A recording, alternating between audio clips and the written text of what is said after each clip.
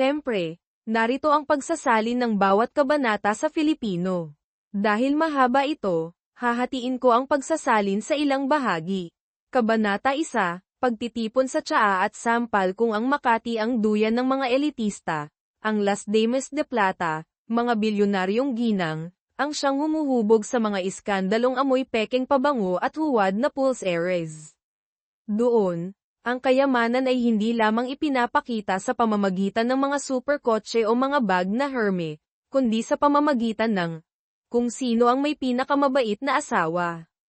Si Alessandra Villanueva, asawa ng CEO ng VTech Holdings na isang electronics conglomerate, ay bumaba mula sa kanyang Rolls-Royce na may walang ekspresyon na mukha, ngunit ang kanyang pananamit ay kasing lamig ng isang paghihiwalay ng isang other woman. Madilim na pulang damit na hapit sa katawan, malalaking salamin sa mata na kasintindi ng kanyang pag-uugali sa mundo, hindi pinapansin. Nandyan na si Lexie, bulong ng isang matandang ginang, nagkatinginan ng may pag-aalinlangan. Simpleng dahil si Lexie ay hindi lamang maganda ngunit mapanganib din tulad ng isang USB na puno ng maiinit na video sa mga kamay ng isang dating kasambahay. Alam niya kung paano panatilihin ang kaayusan, ngunit kung kinakailangan, alam din niya kung paano itapon ang mga iskandalo sa mukha ng iba tulad ng pananampal gamit ang isang magazine na Forbes. Ang pagtitipon sa tsaa ay nagsimula sa mga scone, nagtapos sa isang sipa sa ilalim ng mesa mula kay Catalina Ong, asawa ng isang senador. Ang matandang babaeng iyon ay nakasuot ng kulay rosas na damit ng sanggol, nakangiti na parang sumusubo ng mantikilya ngunit ang kanyang mga mata ay sumusulyap kay Lexie. Alessandra, narinig ko na ang iyong asawa ay madalas na naglalakbay sa Cebu kamakailan, sabi ni Catalina. Ginutay-gutay ang Mac-Aaron na parang ninunguya niya ang kasal ng ibang tao. Ngumiwi si Lexie. Tinanong mo ba iyan dahil tunay kang nagmamalasakit o sinusubukan mong subukin ang kapal ng makeup ko? Ang tawanan sa paligid ay sumabog tulad ng popcorn sa isang microwave oven, ngunit lahat ng mga mata ay nagsimulang lumipat, patungo sa katulong na nagdadala ng tray ng mga pastry, at hindi sinasadyang naghulog ng isang maliit na bagay, isang pulseres. Hindi ito ordinaryong pulseres. Ito ay isang pulseres na eksaktong kapareho ng ibinigay ng kanyang asawa kay Lexie noong nakaraang linggo. Isang limitadong edisyon, na mayroon lamang 3 sa Asia. Tiyak na hindi kayang bilhin ito ng isang guro sa kindergarten. Naging yelo ang hangin sa loob ng 2 segundo. Sumulyap si Catalina. Nagpanggap na nagulat, naku, nagkataon. Oh, hindi nagkataon. Tumayo si Lexie, kinuha ang kanyang tasa ng tsaa, lumapit sa katulong. Saan mo nakuha ang pulseres na ito? Ang kanyang boses ay mas malamig kaysa sa air conditioner ng Daikin sa ika-48 palapag. Naku, ito ay kay Teacher Clara, naiwan sa silid ng amo. Boom. Lahat ay nagpigil ng hininga. Halos mabilaukan si Catalina sa kanyang pastry. Walang sinabi si Lexie. Dahan-dahan lamang niyang inilapag ang kanyang tasa ng tsaa, pinunasan ang kanyang mga labi gamit ang isang sutlang tela at pagkatapos ay sinabi ang isang pangungusap na nagpatahimik sa pagtitipon, kung gayon marahil sa susunod ay dapat akong maglagay ng GPS sa aking mga regalo, upang malaman kung saan ito pupunta pagkatapos kong bitawan. Kabanata 2, Magandang Asawa, isang high-end na display item Makati, 11 p.m. Ang ika-47 palapag ng Velasco Residence Tower, isang penthouse na nagkakahalaga ng $6 na milyong, ay tahimik na parang isang sementeryo. Walang tunog, maliban sa pagtiktak ng relo ng Cartier na parang nagbibilang pababa, para sa isang pagkasira. Nakaupo doon si Lexie, mag-isa.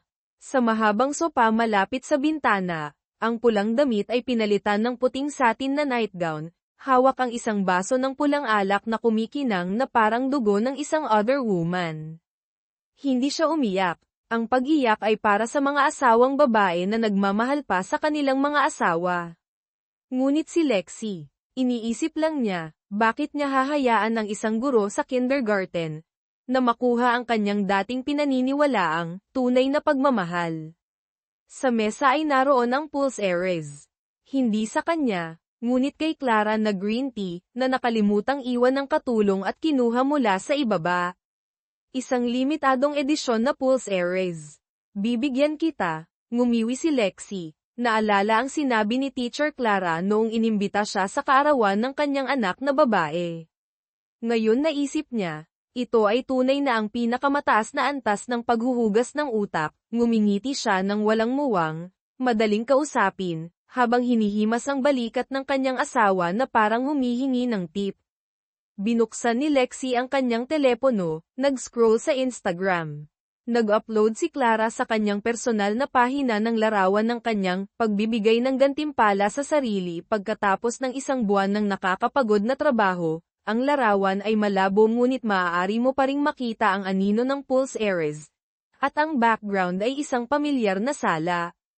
Ang modelo ng apartment sa Cebu, kung saan madalas na maglakbay ang kanyang asawa para sa negosyo. Bigla na lamang tumawa si Lexie. Isang tawanan na hindi masaya, hindi galit. Ngunit isang uri ng, oh, ganyan pala maglaro. Sige, tumayo siya. Binuksan ang safe. Hindi kumuha ng pera, hindi kumuha ng alahas. Sa halip, ay isang tumpok ng mga kontrata sa paglilipat ng stock ng VTech Holdings, kung saan ang pangalang Villanueva Alessandra ay nakalista bilang may-ari ng 12%. Naisip ng kanyang asawa, si Sebastian Velasco, na si Lexie ay isang vase na may utak, pinakasalan siya para sa kanyang reputasyon, at upang pagandahin ang kumpanya. Ngunit hindi niya alam na, siya ang nagligtas sa kumpanya mula sa pagkalugi 3 taon na ang nakararaan, nang tahimik siyang nag-iniksyon ng pera mula sa pondo ng pamumuhunan ng kanyang ina sa Hong Kong. Hindi ako mahina, hinihintay ko lang ang tamang oras. Tahimik na nagpadala si Lexie ng mensahe, pupunta ako sa Cebu bukas. Gusto kong tingnan ang modelo ng apartment. Convenient ba, mahal? Sumagot ang kanyang asawa 5 minuto mamaya, may meeting ako sa Singapore. Ngunit sige, pumunta ka, tingnan mo. Kung gusto mo, bilhin mo. Tinitigan niya ang screen. Nag-type ng 3 salita, alam ko ang lahat. Pagkatapos ay pindutin ang delete. Hindi ipinadala, dahil hindi pa ito ang oras upang tapusin ito. Ipagpapatuloy ko ang pagsasalin ng mga sumusunod na kabanata sa susunod na tugon. Sige, narito ang karagdagang pagsasalin ng mga kabanata, Kabanata 3, Cebu modelo ng apartmento ng pagkukunwari at multo na nagsusuot ng sapatos na mataas ang takong, sabi nila, paraiso ng turista ang Cebu. Pero para sa akin, kulungan iyon ng mga manok na ginto, kung saan inaalagaan ng asawa ko ang kanyang kabit na nagsusuot ng sutla at tinatawag na baby.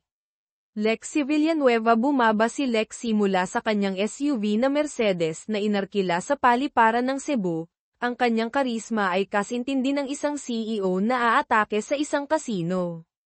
Malalaking shades, mataas na buhok na nakapusod, puting blazer, walang mag-aakalang ang babaeng ito ay tumitingin sa bahay ng kabit ng kanyang asawa. Sa tabi niya ang kanyang personal na katulong, si Ramona, na dating nagtrabaho bilang PR director para sa isang internasyonal na kumpanya ng kosmetiko. Ang kanyang bibig ay mas matalas kaysa sa gunting, at makikita niya ang EQ, AQ, IQ ng isang tao sa loob ng 5 segundo. Ang modelo ng apartment ay nasa ika-22 palapag, Unit 22B. Pinangalanan, Sunshine Nest. Inirapan ni Ramona ang kanyang iPad. Parang pamagat ng palabas ng mga bata. Siguro iyan ang pangalan ng kabit. Hindi nagsalita si Lexie, tumango lang siya. Pumasok sila sa elevator. Bumukas ang pinto. Ang Unit 22B ay lumitaw tulad ng isang nabubuhay na Instagram. Mga kasangkapan na kulay beige, puting sofa na walang ni isang kunot, mga scented candle na Jo Malone, at isang larawan ng isang magkasintahan sa mesa. Hindi larawan ng kasal ni Lexie at Sebastian. Sa halip ay isang larawan ni Clara na green tea, na tumatawa na parang hindi pa siya nagnakaw ng asawa ng sinuman. Lumapit si Lexi, kinuha ang larawan, at ibinato ito sa sahig. Crack! Ang tunog ng pagbasag ng salamin ay mas malutong pa kaysa sa mga daing ng isang kabit na, hindi niya ako tunay na mahal. Binuksan naman ni Ramona ang mga cabinet at drawer na parang isang FBI raid. Pagkalipas ng ilang sandali, huminto siya. Ms. Lex, ito. Iniabot ni Ramona ang isang lumang telepono na may bahagyang basag na screen. Sa loob ay isang serye ng mga mensahe na ipinadala ni Clara sa isang estranghero na may pangalang, si Sister.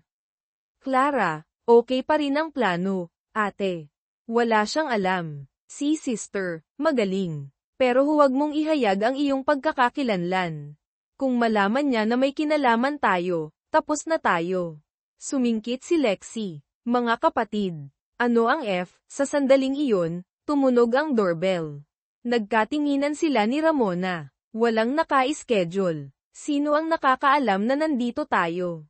Bumukas ang pinto. Nakatayo sa harap ni Lexi ang isang babae na nakasuot ng itim na damit na may malalim na v-neck na umabot hanggang sa kanyang pusod, kulot ang buhok, may pulang lipstick, at mga mata na kumikinang na parang isang lobo na nangangaso.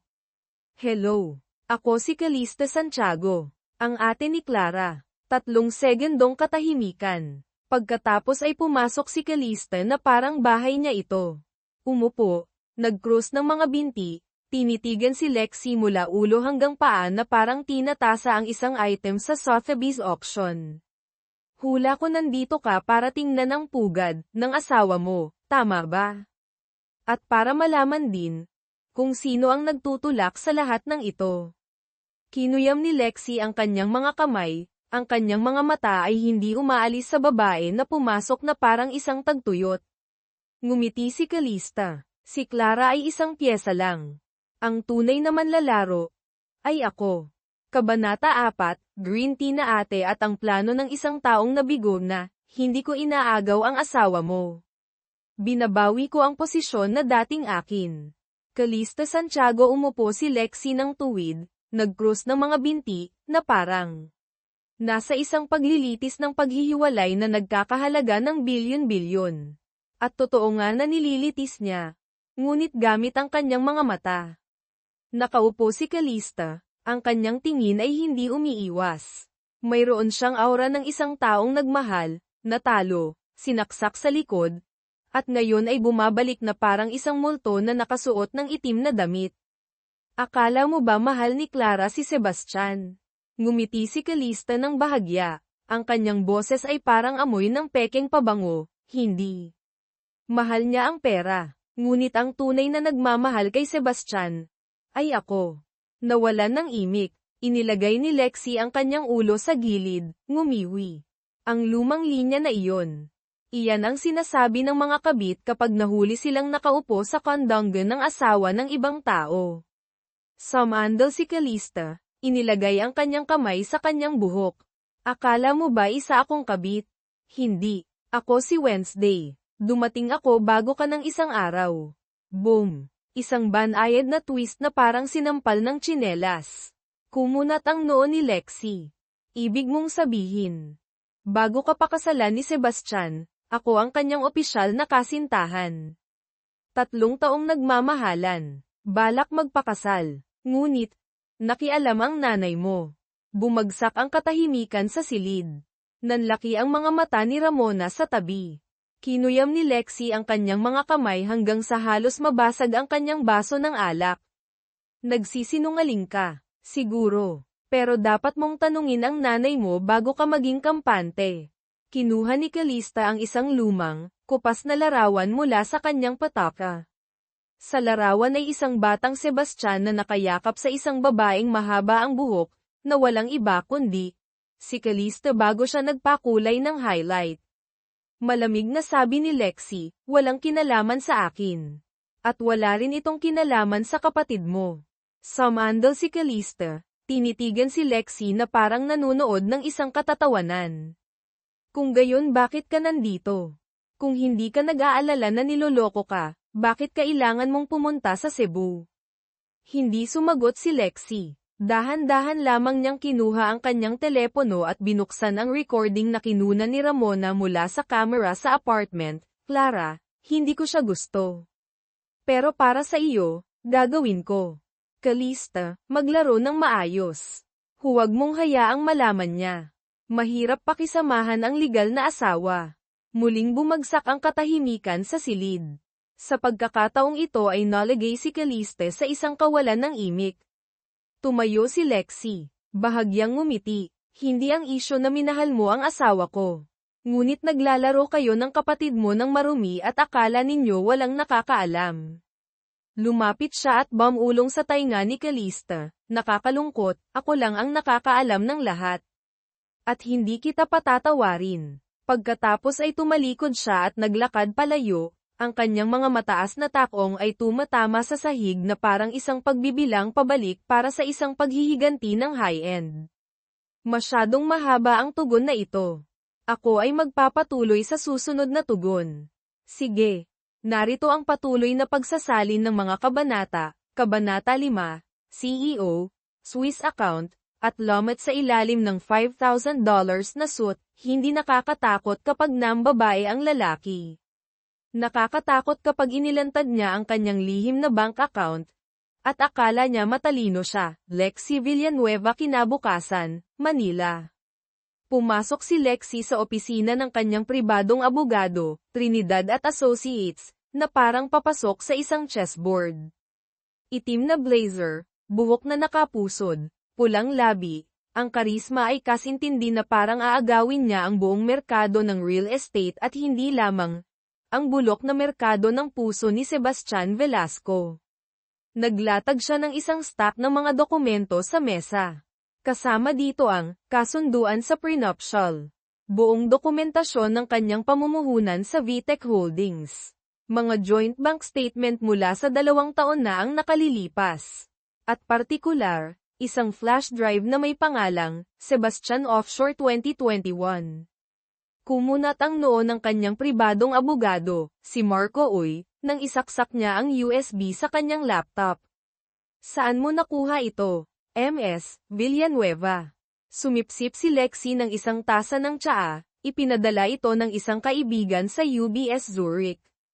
Nagkataon lang. Hindi may tatago ng T ang lihim kapag may pera na. Account #99813, V, T regular na paglilipat, $50,000 United States dollars per buwan sa tatanggap. Clara Santiago nag-aproba. Sebastian Velasco bumantong hininga si Marco, luma na ang trick na ito. Ngunit napakakapaki-pakinabang. Katibayan ng pakikiapid dagdag pandaraya sa ari-arian. Maaari kang manalo sa lahat kung pupunta ka sa korte. Tumango si Lexi. Ngunit hindi niya gustong manalo sa lahat. Gusto niyang mapunit si Sebastian. Hindi ko gustong makipaghiwalay. Kahit hindi pa. Gusto ko siyang masaktan, ngunit kailangan pa rin niyang makatayo. Makatayo upang makita ang lahat na unti-unting nawawala sa kanyang mga kamay.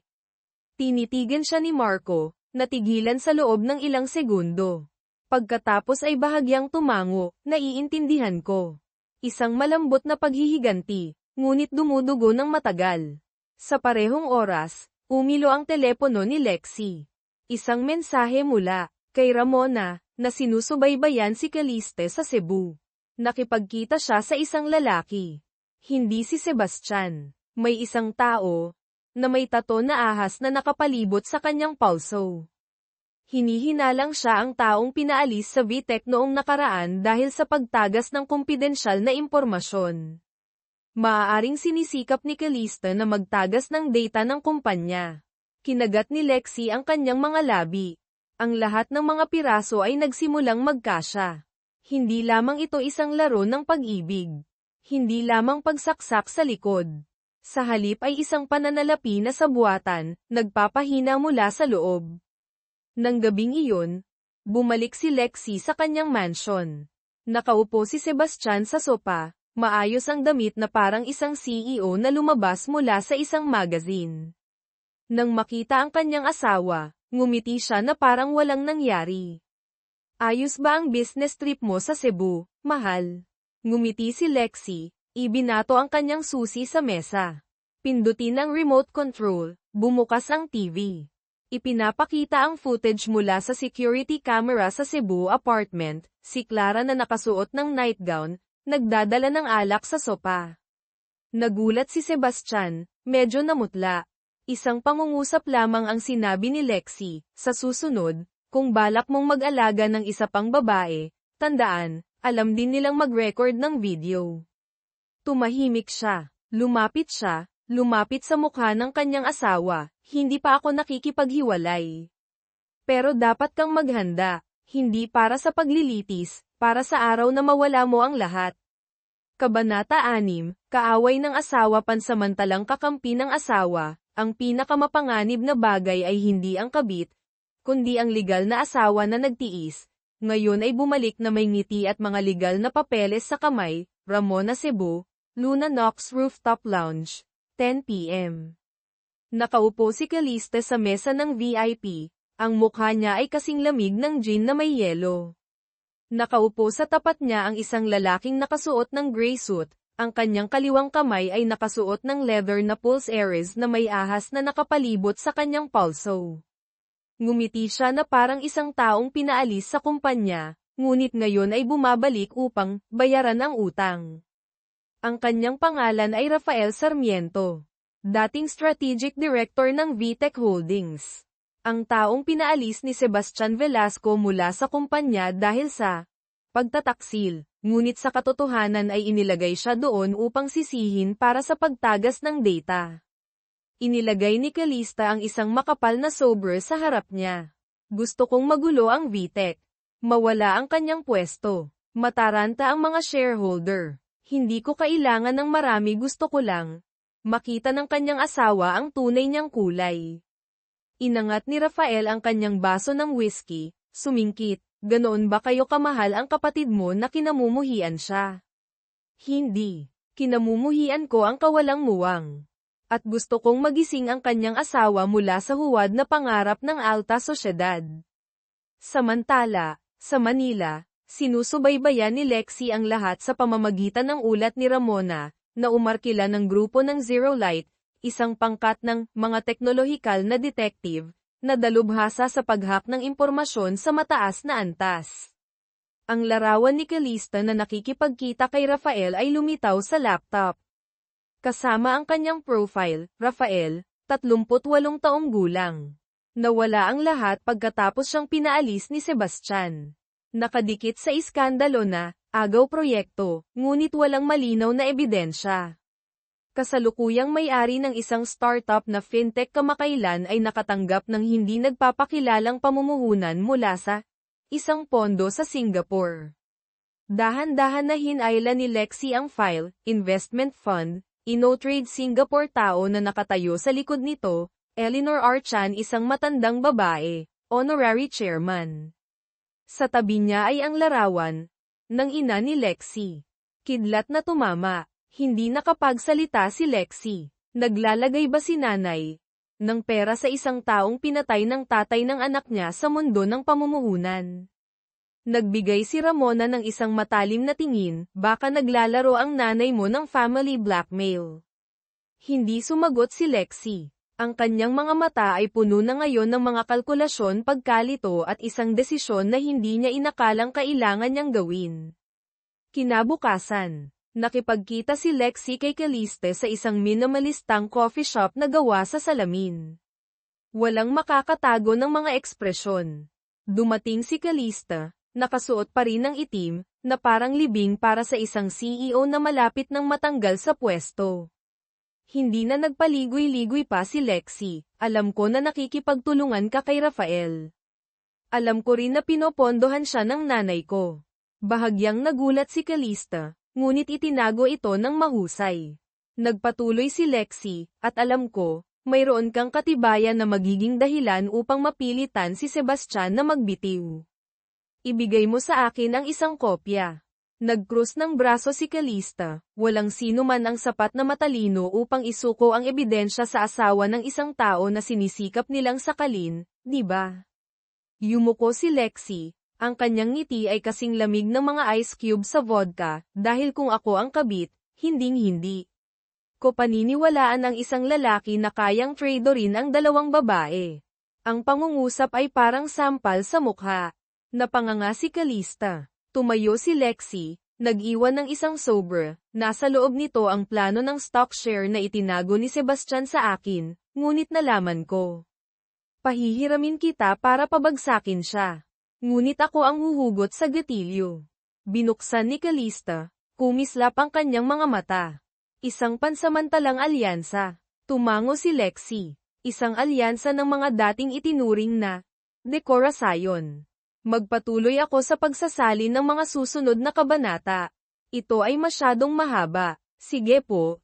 Narito ang susunod na bahagi ng salin, Kabanata 7, Pagtatambal-tambal, at balang nabalutan ng ginto. Ang pinakamapanganib na bagay ay hindi ang kabit, kundi ang legal na misis na dating nagtiis.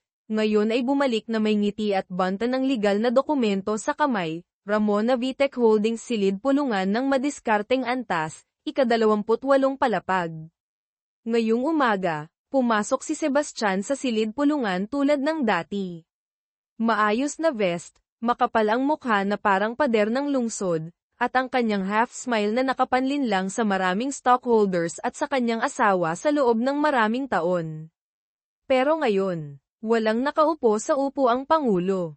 Nakalagay sa harapan ng bawat isa ang dokumento ng pulong. Pulang takip, na may nakasulat na ginto, Section 7.3 Panloob na Investigasyon. Kumunat ang noo ni Sebastian. Anong nangyayari? Sa parehong oras, lumitaw si Lexi. Hindi nakaupo sa upuan ng asawa ng direktor. Umupo siya sa upuan ng pangunahing stockholder, bilang may-ari ng 12% ng personal na pagbabahagi at kinatawan din ng bahagi ng kanyang ina, na may-ari ng Eleanor Holdings, 15%. Tumahimik ang buong silid. Bahagyang tumango si Lexi bilang pagbati. Hihingi ako ng pahintulot upang ipakita ang Section 7.3 nilalaman na nauugnay sa hindi malinaw na pag-uugali sa pananalapi at mga paglabag sa personal na etika ng kasalukuyang CEO si G. Sebastian Velasco. Bumangon si Sebastian, Lexi. Nasiraan ka na ba ng ulo? Inihagis ni Ramona ang banta ng dokumento sa mesa, clap, ng diretso na parang isang sampal sa ilusyon ng kanyang reputasyon. Ito ay isang kopya ng pahayag mula sa isang offshore bank account, na regular na naglilipat ng pera sa isang tao na walang pangalan sa listahan ng sweldo ng VTEC. Ito ay isang larawan mula sa kamera sa Unit 22B ng Cebu. Lumalabas si G. Velasco kasama ang isang tao maliban sa kanyang asawa sa loob ng oras ng trabaho. At ito, ay isang recording ng pag-uusap sa pagitan niya at ng isang tauhan sa ibabang antas, kung saan iminungkahi niyang gawing madali, para sa kanyang kasintahan na umakyat sa posisyon. Nagbulong-bulungan ang mga stockholder. Nagtanong ang isang matandang lalaki na may pag-aatubili, kung tama iyan, makaapekto ba iyan sa pagbabahagi. Ngumiti si Lexi, at kinuha ang memory card, maaari. Pero kung mabilis tayong kumilos, maagang magbitiw ang CEO, napigilan ang media, ayos pa rin ang stock. Kung mag-aatubili tayo, lumabas ang balita, ito ang ilalim ng pagbagsak ngayon. Hinampes ni Sebastian ang mesa, ito ay isang sabuatan. Nagkasabwat kayo para saktan ako. Tumunog ang telepono. Sabay-sabay na tumingin ang buong silid pulungan sa malaking screen, kung saan ipinapakita ang balita. Inakusahan ang CEO ng VTEC ng iligal na paglilipat ng pera sa ibang bansa, na konektado sa isang babaeng guro sa kindergarten na konektado sa isang iskandalo sa etika. Iniimbestigahan ng kumpanya. Tinitigan ni Lexi ang kanyang asawa, walang pagmamahal sa kanyang mga mata. Kalkulasyon lang. Hindi ko kailangan ng diborsyo, Sebastian. Pero dapat kang maghanda, hindi para sa hukuman, para sa araw na mawala mo ang lahat. Isang oras pagkatapos, umalis si Lexi sa silid pulungan, sumakay sa kotse kasama si Ramona. Bamantong hininga si Ramona, nawala ang upuan. Magpupulong muli ang board upang bumoto ng bagong CEO. Humihingi din ng paliwanag ang maliliit na stockholder. Hindi tumawa si Lexi. Tumitingin lang sa labas, hindi masaya. Hindi ako nasisiyahan sa pagpabagsak sa aking asawa. Pero panatilihing hindi mamatay ang kumpanya pagkatapos niya iyon ang dahilan kung bakit ako kumilos. Kinuha niya ang kanyang telepono at nagpadala ng mensahe kay Calista, tapos na. Ngayon na ang iyong turn. Gusto kong malaman kung ano ang itinatago niya at ni Rafael sa Singapore. Maghukay ng mabuti. Kung kinakailangan, pupunta ako doon. Kabanata 8, ex-kasintahan, Swiss account, at international wire puller, minsan, upang ibagsak ang isang imperyo, kailangan natin ng isang taong dating naapakan nito, Lexi Villanueva Singapore Marina Bay Sands, ika-38 palapag, Presidential Suite. Pumasok si Lexi, ang malamig na hangin mula sa air conditioner ay hindi sapat upang pagaanin ang pakiramdam ng panganib. Suot niya ang orihinal na beige na suit, buhok na nakapusod, mapusyaw na pulang labi. Sa isang kamay ay hawak niya ang Hermes bag, sa kabilang kamay ay ang USB na. Naglalaman ng lahat ng bagong dokumento na nahak mula sa grupong Zero Light tungkol sa nakatagong listahan ng shareholder ng InnoTrade. At ang nagpatahimik sa kanya, hindi nag-iisang nagtatrabaho si Rafael. Mayroon siyang bagong financial advisor. Isang pangalan na pamilyar na parang isang lumang peklat, Adrian Del Rosario ang ex-boyfriend ni Lexi. Ang taong lumuhad at nag-propose sa kanya sa gitna ng Paris, at ang taong iniwan niya, para pakasalan si Sebastian.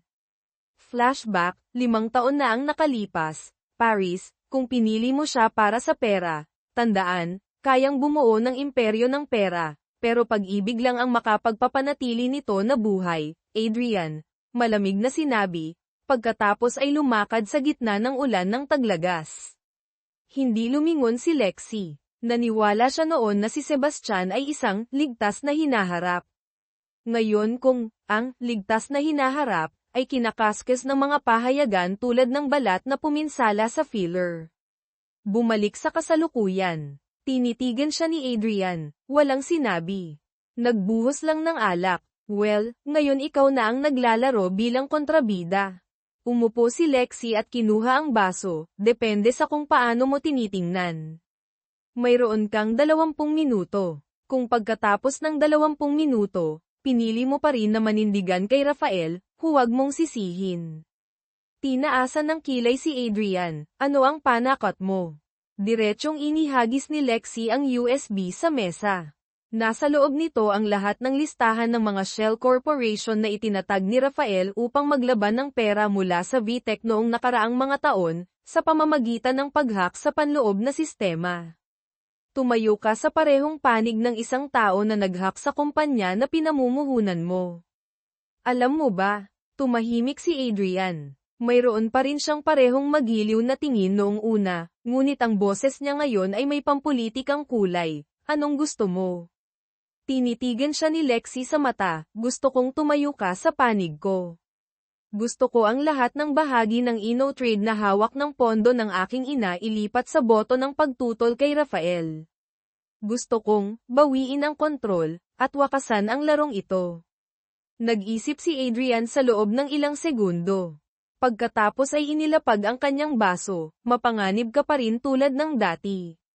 Pero gusto ko iyon. Sabay-sabay mensahe mula kay Ramona, mayroong panloob na balita mula sa pahayagan na The Capitalist, malapit nang magkaroon si Sebastian ng press conference upang linawin ang tsismis.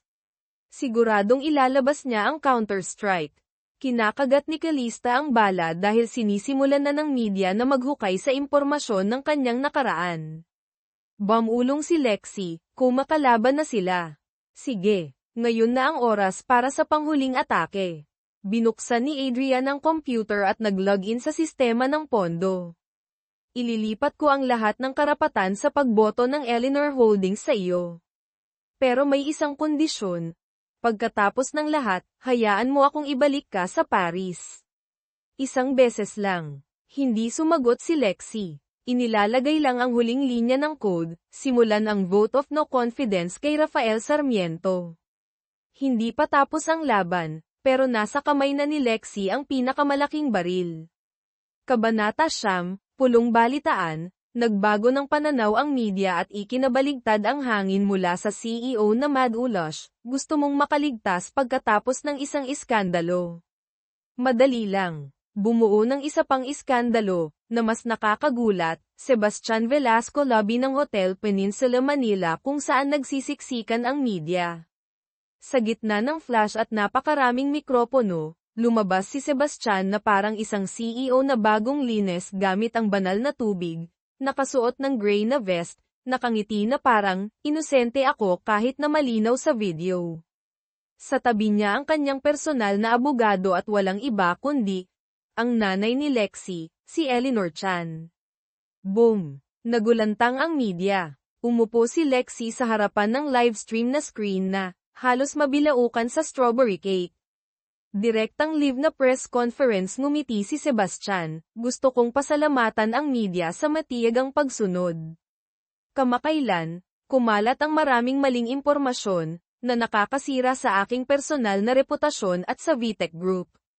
Tumahimik ako dahil gusto kong protektahan ang aking asawa si Alessandro Villanueva mula sa kontrobersya.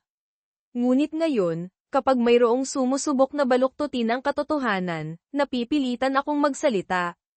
Nagpakawala ang mga kamera ng sunod-sunod na flash. Kumuha si Sebastian ng isang stack ng mga dokumento. Ito ay patunay na ginamit ni MS Villanueva ang isang pribadong pondo ng pamumuhunan, na pag-aari ng kanyang ina, upang lihim na manipulahin ang mga boto ng mga shareholder sa VTech Holdings. Bukod pa rito, naglagay siya ng isang character na nagngangalang Ramona Uy sa PR department, na dating iniimbestigahan dahil sa pagtagas ng panloob ng mga dokumento mula sa isang Korean cosmetics company. Boom! Humiyaw ang media. Baligtad ang sitwasyon. Sabay-sabay mensahe mula kay Ramona, nagbalik ang panlilinlang niya. Sinisira ang reputasyon, ikinalat na. Iniimbestigahan ako, kahit na walang conclusion. Nagulat din si Mrs. Eleanor. Mukhang nahikayat o lumipat ng panig. O, mayroon siyang plano. Tumayo si Lexie sa kanyang upuan, kinuyam ang kanyang baso. Tumawag siya ng video call sa kanyang ina. Lexie, anong ginagawa mo? Eleanor, masyado ka pang bata. Ginagawa ko lang ang kailangan upang protektahan ang daloy ng pera. Si Sebastian ay mahusay pa rin na CEO, kahit na may pagkakamali. Lexie, paano ang tungkol sa aking reputasyon? Eleanor, hindi nagbubunga ng tubo ang reputasyon. Matuto ka. Beep. Tinitigan ni Lexie ang kanyang telepono. Ang tingin na parang isang reyna na pinagtaksilan ng kanyang ina. Kinabukasan opisina ni Adrian pumasok si Lexie tulad ng bagyo. Tinatawag ako ng mga pahayagan na isang manipulator ng kumpanya. Nasira ang reputasyon ni Ramona.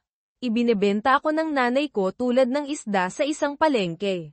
Tumango si Adrian, seryoso ang mga mata, kung gayon labanan natin. Gusto mong saktan siya, mayroon akong paraan. Inabot ni Adrian ang isang recording mula sa 5 taon na ang nakalipas, nang nagbigay si Sebastian ng panloob na kautusan na pinipilit si Rafael na akuin ang sisi sa pagtagas ng impormasyon upang protektahan ang kanyang sarili. Tiningnan ni Lexie ang recording file. Ngumiti ang kanyang bibig ng malamig. Isang iskandalo na nakapatong sa isang iskandalo. Kung gayon, ay lalaro ko ang lahat. Ibababa ko silang lahat, ang aking ina at CEO sa impyerno ng pananalapi. Sige. Narito ang patuloy na salin ng mga kabanata, Kabanata 10, Panayam ng Kababaihan, video na naglalantad at ang pagbati na bumagsak sa social media, hindi ako biktima. Ako ay survivor. At muling isinusulat ang mga panuntunan, Alessandra, Lexie, Villanueva hapon, Hotel Conrad kung saan nag-organisa si Lexie ng kanyang sariling panayam. Hindi nagpadala ng imbitasyon tulad ng, sa isang mabait na paraan, ngunit nagpadala ng lihim tulad ng nagbalik na ex-wife sumasagot ang asawa ng CEO, na nagdulot ng pagdagsa sa social media. Sa unang 30 minuto, ang livestream sa platform na LiveItalkPH ay umabot ng 2.4 milyong manunood. Ang hashtag #LexieComeback at hashtag #SebastianLuon, Mad Ulash, ay umakyat sa tuktok ng Twitter Philippines. Ang panayam ay nagsisimula walang luha, walang pag-alog. Lumitaw si Lexi sa isang puting suit, buhok na nakapusod, maliliit na hako na parang nagbibigay diin sa bawat salita na sisikat tulad ng mga bala. Sa tabi niya si Ramona na hindi pa rin malamig ang dugo, hindi pa rin naalis ang pangalan. At, si Adrian ang lalaking tahimik na nakatayo sa likod, ngunit malinaw ang mga mata na, walang makakaligtas ngayon. Nagbukas ng pananalita si Lexi, hindi ako nag-organisa nito para umiyak. Nag-organisa ako, para tapusin ito. Tapusin ang lahat ng kasinungalingan na tumagal ng 5 taon. Tumahimik ako nang nambabae ang asawa ko.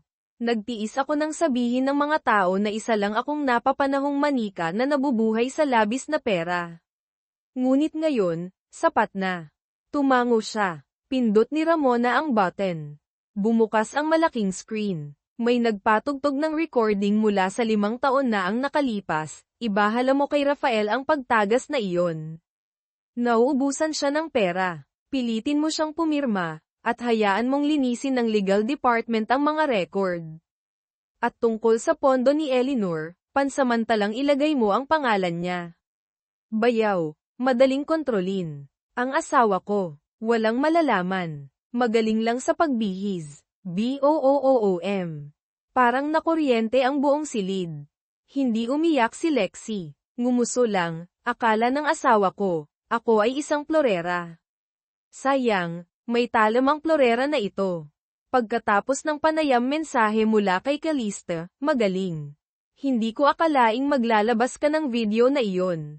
Pero gusto ko ang paraan ng paglalaro mo. Anyway, mayroon akong part-time gift para kay Sebastian. Isang kopya ng kontrata para sa iligal na pagtustos ng VTech para sa isang shell company sa Macau, na pinirmahan gamit ang pekeng selyo, na idinisenyo ni Rafael. Gusto mo bang gamitin? Sumagot si Lexi, gusto ko. At sa tingin ko, oras na para magkita tayo. Sa huling pagkakataon, nagkita si Lexi at Calista sa rooftop bar kung saan, nahulog, si Clara noong una nang malaman niyang isa lang siyang pyesa. Inilapag ni Calista ang kontrata sa mesa. Tinitigan siya ni Lexi, walang pangungutya, walang pagtatanggol. Pareho tayo sa isang punto, nagmahal ng mali, at ngayon ay mahal muli ang ating sarili. Tumawa si Calista at nagtoast, at ang paghihiganti ay hindi dahil sa galit, kundi dahil, akala nila hindi tayo maglalakas loob. Kabanata 11, Bagong CEO, Green tea na intern at aral mula sa lumang lipstick, ang pagpapatawad ay hindi dahil mahina ako, kundi dahil alam ko, na nanginginig ang pinatawad sa tuwing nakikita akong ngumingiti. Lexi Villanueva 9 AM, punong tanggapan ng VTech Holdings kagyat na pulong siksikan ang silid ng pulungan, ang hangin ay mahigpit na parang sinturon na S ang sukat. Matapos ang nakagugulat na iskandalo, bumagsak ang pagbabahagi ng VTech ng 12% sa loob ng 24 na oras ngunit kakaiba pagkatapos ng panayam ni Lexi, nagsimula itong bumawi. Nagsimulang maniwala ang mga stockholder na, kapag ang lumang CEO ay isang mad-ulash, ang dating hinamak na asawa, ang pinakamalakas na panangga sa media. Idineklara ng chairman ng board, dahil sa kasalukuyang sitwasyon, opisyal naming itinalaga si Adrian Del Rosario Strategic Investor, dating tagapayo ng Eleanor Fund bilang pansamantalang CEO. Boom! Napabulalas ang network ng pananalapi. Direktang umakyat ang hashtag CEO THEPTRAIMTCU, gwapong mukhang pamilyar, sa tuktok 3 ng Twitter. Hindi umupo si Lexi sa board. Nakatayo siya sa labas ng salamin, may hawak na isang tasa ng kape, ngumingiti ng bahagya nang makita si Adrian na tumatango sa board na may mukha na hindi na, dating, kundi bagong nasa kapangyarihan. 3 araw pagkatapos sa panloob na silid ng PR pumasok si Clara Santiago. Buhok na nakatali, puting kamiseta, hindi na, green tea, na mga mata, kundi, pakisuyo huwag akong buhusan ng mainit na tubig. Sa kanyang harapan si Lexi nakaupo sa pangunahing mesa, pumipirma ng mga dokumento. Gusto mo talagang pumasok dito bilang intern? Tanong ni Lexi, hindi tumitingin. Tumango si Clara, ang boses ay kasing hina ng buntong hininga, gusto ko lang, ulitin. Alam kong nagkamali ako, pero wala na akong pinaniniwalaan. Pati si Callisto umalis na. Itiniklop ni Lexi ang file. Okay. Kaya magsisimula ang iyong unang araw sa pamamagitan ng pagsulat ng PR article, tungkol sa akin. Tumingin si Clara ng gulat, tungkol, sa iyo. Tungkol sa akin. Tungkol sa panayam. Tungkol sa isang babae na nakaligtas pagkatapos ng isang iskandalo, at hindi hahayaang malunod. At gusto kong magsulat ka ng totoo. Kinagat ni Clara ang kanyang labi. Susulat ako. Tumayo si Lexi. Lumapit sa kanya. At kung magsisinungaling ka, mayroon akong sapat na file upang gawing legal na katibayan ang bawat post mo, mahal. Umalis siya, iniwan si Clara na parang bato. Umalingaw-ngaw sa kanyang isip ang sinabi ni Callisto bago umalis, dating nagpatawad ang ate. Pero minsan lang, at hindi siya si Lexi. Nakatayo si Lexi sa rooftop, katabi si Adrian. Tumingin silang dalawa sa mga kotse sa ibaba, ang gintong ilaw na sumasalamin sa tubig na parang isang malabong pangako. Sa tingin mo ba dapat pa rin akong manatili sa VTech? Tanong ni Lexi. Hindi mo kailangang manatili, pero dapat kang mag-iwan ng marka. Marka, para maalala nila, ang leon na dating nakaupo sa upuan na ito. Tumawa si Lexi, umiglap kay Adrian. Sa ibaba, nakaupo si Clara sa silid ng PR, na may nanginig na kamay. Sa araw na iyon, natutunan ko na, ang pinaka-nakakatakot na tao ay hindi ang sumisigaw, kundi ang ngumingiti, at alam kung ano ang ginagawa. Sige, narito ang patuloy na salin ng mga kabanata, Kabanata 12, Spy na may dugo at multo na may apelyidong Chan, hindi ako natatakot sa kaaway sa labas. Natatakot ako sa isang kaanak na nakatayo sa likod, na may hawak na kutsilyong may nakaukit na pangalan ko, Lexi Villanueva, punong tanggapan ng Eleanor Holdings, opisina ng pribadong pondo ng pamumuhunan ng nanay ni Lexi. Pader na kahoy, marmol na sahig, sapat na gininto ang ilaw para maging mainit kung hindi mo alam ang kwento. Iisipin mo na ito ay isang lugar para sa pagpapasigla ng pag-asa at pera. Pero para kay Lexi, mas malamig ito dito ngayon kaysa sa isang morgue. Panimulang sitwasyon, tinawagan ni Ramona si Lexi, may malaking nangyari. Ibinunyag ng mga pahayagan ang mga dokumento na ang pondo ng Eleanor ay naglagay ng pera sa isang kumpanya na nasa blacklist ng internasyonal. Walang nakakuha ng file na ito maliban sa loob. At ito ay hindi pa napipirmahan. 3 lang ang nakahawak dito, ikaw, nanay mo, at kumunat ang noo ni Lexi. At sino? Teresa. Teresa Chan. Personal na katulong ng nanay ni Lexi. Ang babaeng kulay abo ang buhok, na nag-alaga kay Lexi simula pagkabata, alam ang kanyang mga gawi sa pagkain at pagtulog.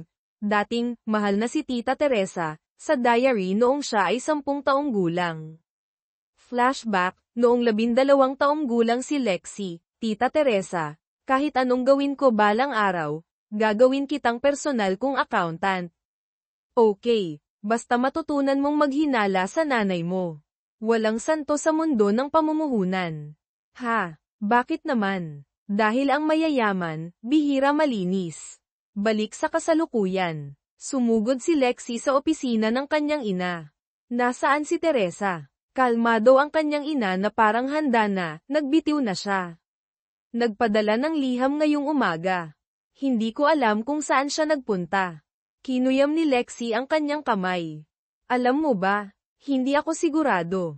Pero kung sa tingin mo isa siyang especially iya, dapat mong tanungin ang iyong sarili, sino ang nagpilit sa kanya na pumili ng ibang panig. Wala akong ginawang mali. Nabubuhay ka sa isang malupit na mundo, Lexi. Ang pamilyaridad ay ang pinakamadaling bagay na gamitin upang ipantakip sa utang. Nang gabing iyon sa bahay ni Adrian, nakaupo si Lexi sa tabi ng bintana. Sa laptop ay ang larawan mula sa kamera ng punong tanggapan. Teresa nagdadala ng mga dokumento sa labas sa isang maliit na pulang bag. Sinundo siya ng isang Bentley. Plate number, MWR3388. Tiningnan ni Adrian, at agad na sinabi, ang kotse na iyon, ay hindi pag-aari ng anumang korporasyon. Kundi ng tatay ko. Biglang lumingon si Lexi, anong sinasabi mo? Patay na ang tatay ko. Patay. Pero hindi naman tuluyang patay. May tsismis na nagpanggap siyang patay pagkatapos ng isang pagsisiyasat sa pananalapi. At si Teresa ang nag-iisang sumama sa kanya, bago siya nawala. Naging yelo ang hangin. Sumigaw si Lexi, imposible. Namatay siya sa isang aksidente, may katawan. May libing. Nakita ko. Mahinang sinabi ni Adrian, hindi kailanman binuksan ang kabaong. At iniulat ng ospital na namatay siya dahil sa sunog. Sa tingin mo talaga may anumang nagkataon sa pamilya Chan? Bumalik si Lexi sa bahay. Sa mesa ay isang sobra. Walang nakasulat na pangalan. Sulat kamay lang, kung gusto mong malaman ang katotohanan tungkol sa iyong ama, pumunta ka sa bahay sa tabing dagat sa Palawan, ang nag-iisang lugar na hindi pa nadungisan ng pera. Sa loob ay isang lumang larawan, Lexi 5 taong gulang nakaupo sa balikat ng isang lalaking may suot na shades. At sa tabi, ay si Teresa, mas bata, tumitingin sa camera na may malabong tingin. Mahigpit na hinawakan ni Lexi ang larawan. Kung buhay pa siya, ang buong buhay ko ay isinulat gamit ang kasinungalingan. Kabanata 13, Palawan, ang bahay sa tabing dagat at ang kaong kahoy na walang pangalan, upang malaman kung sino ka talaga, kung minsan kailangan mong hanapin ang taong dating nag-abandona sa iyo. Lexi Villanueva, Palawan, isang payapang lupain na hindi pag-aari ng mundo ng mga tycoons. Bumaba si Lexi mula sa kanyang pribadong eroplano sa maliit na airport, madilim ang kalangitan, ang hangin ay amoy dagat na humahampas sa kanyang mukha na parang bulong, huwag ng hamukay pa, walang makakaligtas. Gustong sumama ni Ramona, pero tumanggi si Lexi. Hindi ito para sa pakikipaglaban. Para sa pagharap. Ang kahoy na bahay sa tabing dagat, lumitaw ang bahay na parang sa isang lumang painting, mga kahoy na dingding, bubong na dayami, pinto na puti na may pintura na nababakbak, may alikabok ng oras sa bawat frame ng bintana. Walang camera, walang bakas ng pagiging marangya. Pero may amoy ng pamilyar na kalumaan, ang amoy ng pagkabata. Hinawakan ni Lexi ang hawakan ng pinto. Bukas ito, walang lock. Sa loob ng bahay walang tao. Mayroon lang isang maliit na coffee table, isang rocking chair, at isang madilim na kaong kahoy, na nakalagay ng maayos sa gitna ng mesa. Sa takip ay nakaukit ang isang linya na isinulat sa kamay, Alessandra, kung mabasa mo ito, hindi na ang ama mo ang taong naalala mo. Lumunok si Lexi. Nanginginig ang kamay na binuksan ang takip ng kahon. Sa loob, isang lumang leather na notebook may pamagat na, record ng transaksyon 1997 hanggang 2005, isang sulat kamay, nagmamadaling sulat, isang USB drive na kulay pilak, may nakadikit na piraso ng papel na may nakasulat, para sa taong naniniwala sa iyo. Ang sulat ay nagsasabing, anak, kung mabasa mo ito, kung gayon ang iyong ama si Enrique Chan ay tinanggal na mula sa mundo ng mga malilinis. Baka sabihin nila na ang iyong ama ay isang financial criminal. Baka ilibing ako ng nanay mo sa isang pekeng libing. Pero ang totoo, pinili kong mawala. Dahil ayaw kong lumaki ka kasama ang isang lalaking madumi ang kamay. Dating mahal ko ang isang tao, hindi ang nanay mo. At ang taong iyon ay si Teresa. Nasangkot ako sa isang international na operasyon ng money laundering. Dating iniligtas ako ni Teresa. Pero nilalaro kaming dalawa ng nanay mo ng isang malaking laro, na pinilit kaming umatras. Naglalaman ang USB na iyon ng kung ano ang natitira sa akin, patunay na hindi ako si Kim, pero niloko. Kung gusto mo pa ring malaman ang katotohanan, hanapin mo ang taong nagngangalang, Luis Montelo, retiradong Interpol, kasalukuyang nasa Barcelona. Alam niya ang lahat, kung hindi, sunugin mo ang USB. At magpatuloy ka, tatay. Nakaupo si Lexi sa kahoy na bahay, Ang sikat ng araw ng Palawan ay sumisikat sa kanyang tahimik na mukha. Hawak ang USB na malamig na malamig. Isang tanong ang pumipihit sa puso, kung biktima ang tatay ko, sino ang tunay na kriminal? Sa labas, patuloy na humahampas ang alon. Pero sa loob ni Lexie, nagsimula na ang isang bagong bagyo. Kabanata 14, Sebastian, Binal Ican, International Airport at nakababaliw na alok, may mga taong dapat mawala ng tuluyan. Pero hindi, para silang virus binura mo na. Babalik pa rin, Lexie Villanueva Ninoy Aquino International Airport VIP Arrival Area Kara rating lang ni Lexie sa eroplano mula sa Palawan. May amoy pa rin siya ng hangin sa dagat, ngunit ang kanyang puso ay nababalot pa rin ng mga alon dahil sa sulat na iniwan ng kanyang ama. Hinihila niya ang kanyang malita palabas ng gate. Ang sikat ng araw ay sumisikat sa pamamagitan ng salamin tulad ng isang spotlight na sumasalubong sa pangunahing karakter ng isang pelikulang paghihiganti na patungo sa kanyang bagong kabanata. Pagkatapos ay nakita niya siya. Si Sebastian Velasco, gray suit, may kintab na sapatos, buhok na nakaistilo ng CEO na nagtuturo ng startup, nakatayo sa gitna ng bulwagan na nakapamulsa, nakangiti ng manipis na parang labaha. Hello. Tagal na nating hindi nagkita. Malamig ba sa Palawan? Tumigil si Lexie. Hindi natataranta. Hindi nagulat. Tiningnan niya siya na parang isa siyang resibo na nakasulat sa card na hindi sinasadyang nabili, hindi interesado, ngunit gustong punitin. Sinusundan mo ako. Sinusunod ko ang puso ko. Kinibit ni Sebastian ang kanyang balikat, ang puso, at ilang satellite ng panaktik sa pananalapi na may utang na loob sa akin. Iginala ni Lexie ang kanyang mga mata. Pinalaya na ba? Nakakuha ng bawas na sentensya sa pagbigkas ng katwiran. Ngumiti si Sebastian. Nakatakas sa piyansa. Walang sapat na malakas na ebidensya. At ikaw, sinusubukan mong hanapin ang USB na maglalantad sa iyong ina at wawasak sa nakaraan ng iyong ama, hindi ba? Kumunat ang noo ni Lexie. Anong alam mo? Lumapit si Sebastian, na may kakaibang seryosong tingin. Hindi ako pumunta dito para takutin. Pumunta ako para magmungkahi. Mayroon akong impormasyon tungkol kay Luis Mantello. Pero kapalit, gusto kong sumama sa iyo sa Barcelona. Pause. Binal Ican ni Lexie ang sinabi ng 3 beses para matiyak kung ano ang narinig niya. Nasiraan ka na ba ng ulo? Niloloko ako. Lenoco. Sinasalakay ng dating asawa. Oo, nararapat sa akin iyan. Pero ang bagay sa Espanya ay lampas sa iyong kakayahan.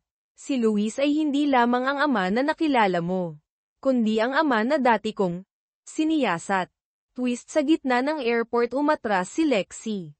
Dati mong siniyasat si Luis Mantello. Bakit? Kinuyam ni Sebastian ang kanyang bag. Ang kanyang mga mata ay lumipat sa mood na mapanganib pero hindi nagsisinungaling, dahil dati siyang finance manager para sa isang organisasyon ng money laundering. Ang network na kinasangkutan ng iyong ama at ni Teresa ay isa lamang maliit na sangay. At kung pupunta ka doon ng mag-isa, mamamatay ka. Tumigas ang hangin. Walang tumatawa. Pumasok si Lexie sa lounge at umorder ng isang tasang black coffee. Sa kanyang kamay ay ang kanyang pasaporte. Sa screen ng telepono ay ang mensahe ni Ramona, may balita mula kay Clara, gumagana ng maayos. Bumalik na si Caliste sa Amerika. Tahimik ang nanay mo. Ngayon na ang oras para maglaro ng malaking chess game. Sumagot si Lexie, iniisip ko kung dapat ko bang isama, isang matandang fox. Tumingin siya kay Sebastian na nakatayo sa tabi ng bar, nakikipag-usap sa telepono sa matatas na Espanyol, ang mukha ay hindi na nagpapakita ng bakas ng takot. Kung gusto mong pumatay ng isang ahas, siguro dapat kang sumama sa isang lobo. Kabanata 15, Recording, Business Class at tanong na walang naglakas loob itanong, ang pagsama sa taong dating nagtraidor sa iyo ay tulad ng pagyakap sa isang ahas na marunong kumanta. Parehong mapanganib at mahirap iwan, Lexie Villanueva sa eroplano mula Manila, Barcelona, upuan ng business class nakaupo si Lexie sa upuan 3A, Si Sebastian sa 3C sapat ang layo upang magpatid ng paa kung kinakailangan, ngunit sapat na din ang layo upang maiwasan ang amoy ng pabango na nagpapaalala ng mga toxic na alaala. Ngumiti ang attendant, gusto nyo ba ng chilled champagne? Gusto ko ng black tea. At, hindi ko hahatiin ang aking baso, sabi ni Lexi, nang hindi tumitingin kay Sebastian. Bagong panuntunan, ang bawat usapan katumbas recording naglagay si Lexi ng isang mini recording device sa pagitan ng dalawang tray ng inumin. Rule number 1, i-record ko ang lahat ng sasabihin mo. Kung magsisinungaling ka, ipapadala ang recording sa abogado sa Interpol at sa news office ng The Capitalist. Tumawa si Sebastian at sumipsip ng red wine, nakakatakot ka pa rin tulad noong unang araw na sinira mo ang telepono ko dahil hindi sinasadya na pinuri ko ang katulong dahil maganda ang kanyang damit. Hindi. Sinira ko ang iyong telepono dahil tinawag mo siyang sa kong thung ng ngotlam, tsaa na walang asukal pero sobrang tamis. Tumahimik silang dalawa sa loob ng 3 segundo. Pagkatapos, tumawa. Isang manipis na halakhak ngunit ito ang unang pagtawa na walang itinatagong kutsilyo. Habang lumilipad binasa ni Lexi ang journal ng kanyang ama, ang bawat pahina ay isang transaksyon. Ang bawat linya ay isang pangalan. Sa mga pangalan na iyon, ang ilan ay pinatay. Pulang guhit, kakaibang simbolo, ang petsa ng pagkawala ay tumutugma sa hindi pangkaraniwang schedule ng pulong. May isang pangalan na nakabilog ng pula, ML Pondo ng Avalon, Espanya. Tagaingat ng kadena. Lumingon si Lexi, narinig mo na ba ang taong ito ML? Dahan-daang sinabi ni Sebastian, kung ang taong iniisip ko. Siya ang nag-iisang natitirang kawing ng lumang organisasyon. At, dating tinakpan ni Luis ang FB. Anong ibig sabihin nito? Ibig sabihin, ang tatay mo ay maaaring hindi lubos na biktima. Paglapag El Prat Airport, Barcelona, hinihila ni Lexi ang kanyang malita palabas ng immigration hall. Ang kanyang mga mata ay hindi na malamig tulad ng dati ngunit nakatutok tulad ng isang mamamatay tao na nakakakita ng amoy ng madugong pera. Malapit si Sebastian, nagsasalita habang sinusuot ang kanyang headset. Nakatira si Luis Montelo sa Sitges, isang bayan sa tabing dagat. Ang kanyang palayaw sa lihim na file ay Silver Fox. Ngayon ay retirado na, nakatira kasama ang kanyang bagong asawa. Bagong asawa, tinaasa ni Lexi ang kanyang kilay. Oo, at ayon sa impormasyon mula sa Interpol, ang kanyang bagong asawa ay dating kasintahan ni Enrique Chan, ang iyong ama. Isang light twist ngunit pumapasok sa utak. Umuulan ng mahina sa Barcelona. Nakaupo si Lexi sa isang taxi, tumitingin sa malabong bintana. Ang kanyang puso ay nababalot ng mga gusot, buhay pa ba ang kanyang ama? Sinalakay ba siya o sinalakay ang iba? Ang dating kasintahan ng kanyang ama ay asawa na ngayon ni Luis. At bakit? Hinayaan pa rin niya si Sebastian na tumabi sa kanya nang hindi siya sinuntok sa mukha. Ipinatong niya ang kanyang kamay sa recording device. Pinindot ang record button. At pagkatapos ay malamig na sinabi, nagsimula na ang laro, ex-husband.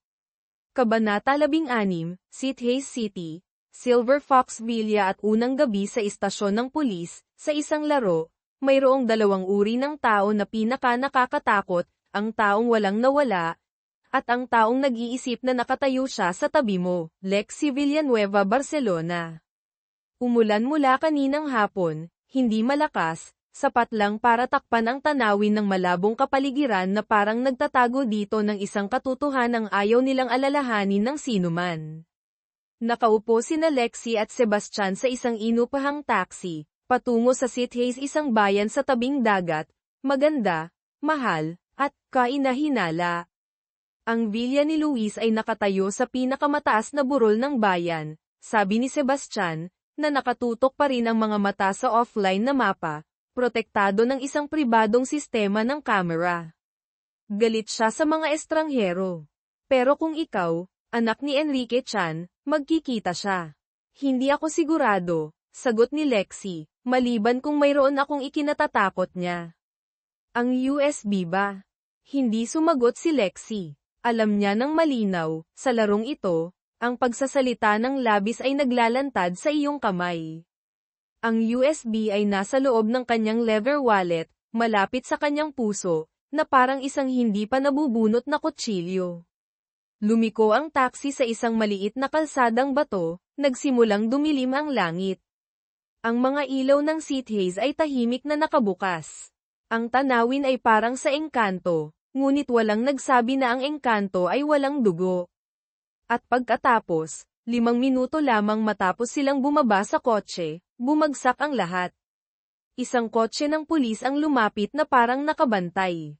2 pulis ang lumabas, nakalagay ang kamay sa kanilang mga baril. Mukha na parang semento. Senyorita Villanueva. Senyor Velasco. Bahagyang sumingkit si Lexi. Agad ding nagbago ng mukha si Sebastian. Anong nangyayari? Tumanggap kami ng reklamo. Pinaghihinalaan kayong nagdadala ng mga kumpidensyal na dokumento na may kaugnayan sa isang underground banking system sa Europa, na hinahanap ng Interpol mula noong 2012. Bahagyang tumawa si Lexi, sinusubukang maging kalmado. At ano ang ebidensya? Sasabihin namin pagkatapos naming hanapin. Ngayon, sumama kayo sa istasyon. Nagbigay si Sebastian ng napakaikling tingin kay Lexi. Sapat na para kay Lexi na maintindihan, hindi ito kakaiba. Ito ay isang bitag. Kinuyam niya ang kanyang wallet, hindi inaalis ang kanyang kamay sa recording device sa kanyang bulsa. Sumakay sila sa kotse ng pulis, walang poses, pero malinaw na wala na silang kalayaan, Sitges Police Station, 9:04 p.m. Maliit na interogasyon, puting ilaw na sumisikat sa mesa. Umupo ng tuwid si Lexi, hindi nagpapakita ng takot. Sa kanyang harapan ay 2 pulis at isang interpreter.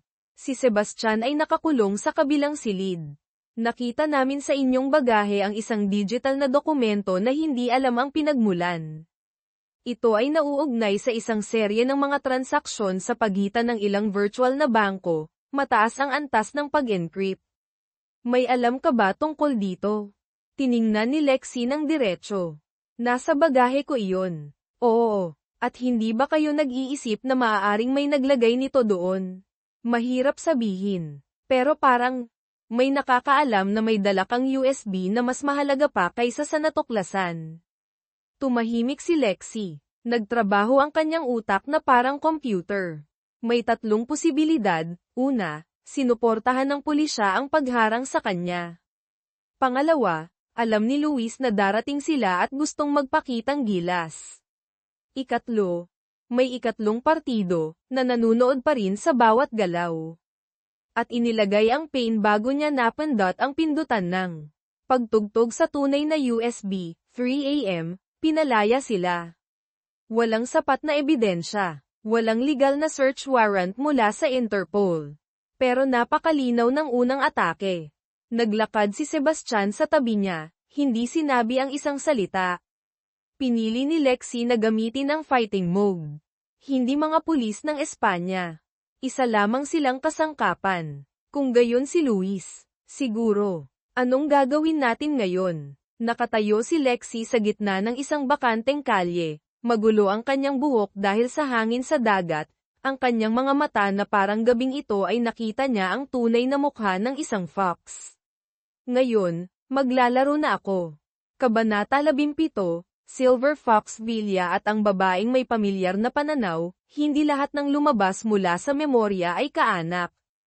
Ang ilan ay peklat na nakasuot ng dugo, Lexi Villanueva Sitges, 4 AM.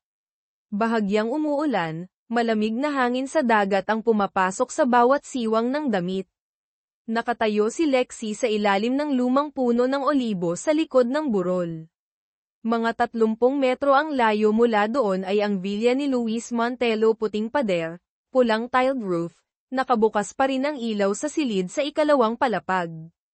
Walang bantay, walang infrared camera. Si Sebastian naman ay nananatili sa hotel, masakit ang ulo dahil sa laro kagabi. Pinili ni Lexi na mag-isa hindi dahil nagtitiwala siya sa kanyang sarili, kundi dahil hindi na siya nagtitiwala sa sinuman. Nagsuot siya ng mga leather gloves, nagdaan sa mababang bakod tulad ng isang multo. Ang bawat hakbang ay kinakalkula. Walang ekstrang hininga. Ang mga mata ay patuloy na nag-iskon. Nakalock ang likod na pinto. Pero luma na ang lock, ginamit niya ang hairpin, na binali sa loob ng 5 segundo. Ang tunog ng pag-click ay napakagaan. Pumasok siya. Kakaiba ang katahimikan sa villa. Amoy ng lumang kahoy, amoy tabako, at isang bagay na pamilyar, pabango ng kanyang nanay. Tumigas si Lexi ng 1 segundo. Hindi maaaring magkamali. Ito ang amoy na mayroon lang isang bote na espesyal na ginawa para sa kanyang ina sa France noong 1996. Dahan-dahan siyang naglakad, ang bawat hakbang ay parang gumuguhit sa kanyang memorya. Umaakyat ang hagdan sa 2 palapag. Lumapit siya, bumukas ang ilaw sa unang palapag. Isang babae ang lumitaw sa itaas ng hagdanan. Mga 50, bahagyang kulay abo ang buhok, nakasuot ng mahabang itim na sutla na damit. Walang make-up, pero ang mga mata na iyon, nakita na ni Lexi. Hindi sa totoong buhay, pero sa album ng mga lumang larawan ng kanyang ama sa gitna ng malabong mga litrato ng dating kasintahan na hindi kailanman binanggit. Tiningnan ng babae si Lexi.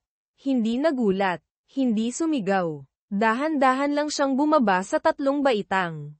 Sa wakas, dumating ka rin. Umatras si Lexi. Sino ka? Ngumiti ang babae, malalim at malinaw ang kanyang boses. Ako ang taong dating inabandona ng iyong ama. At ako rin ang nagligtas sa kanya mula sa kanyang unang kamatayan.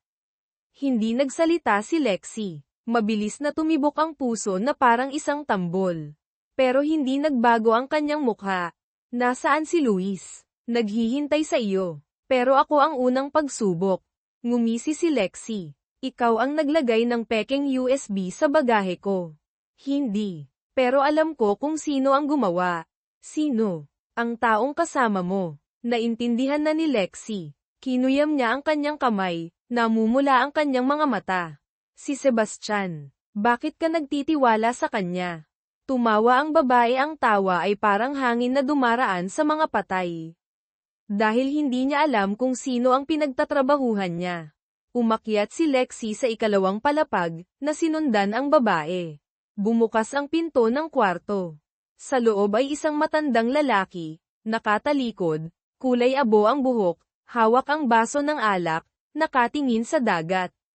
Sabi niya nang hindi lumilingon, Alessandra, dala mo ba ang tunay na USB? Kabanata 18, ang pagsusugal ng Silver Fox at ang kondisyon ng dugo, sino ang sumusulat ng kasaysayan?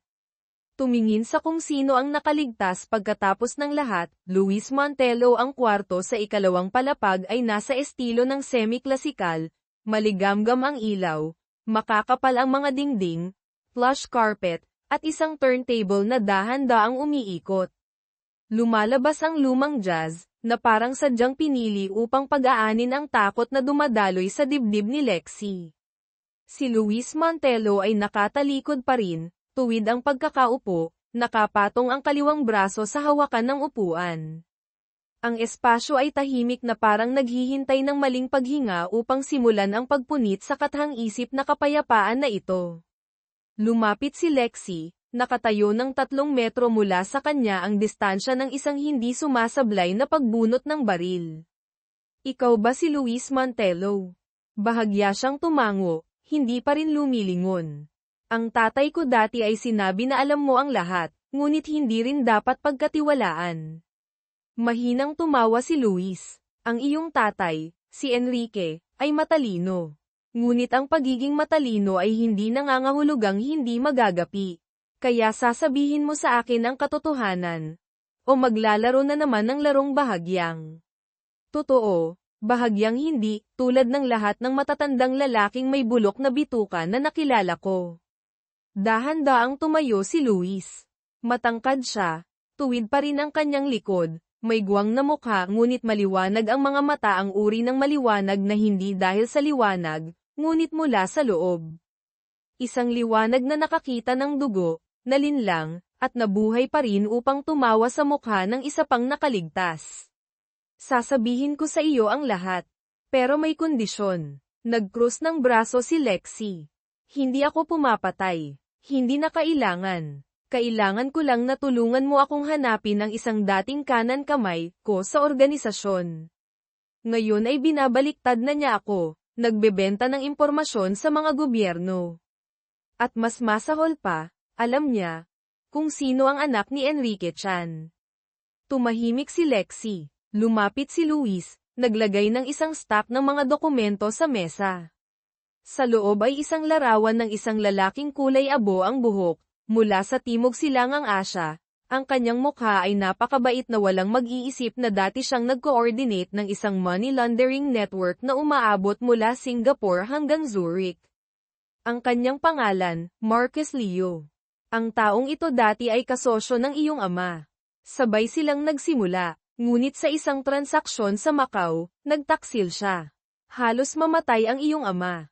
Nadakip si Teresa. At ako, nawalan ng kapangyarihan dahil tinatakpan ko sila. Binuklat ni Lexi ang bawat pahina. Mga litrato, naka-encrypt na mga mensahe, financial diagrams. At nasaan siya ngayon?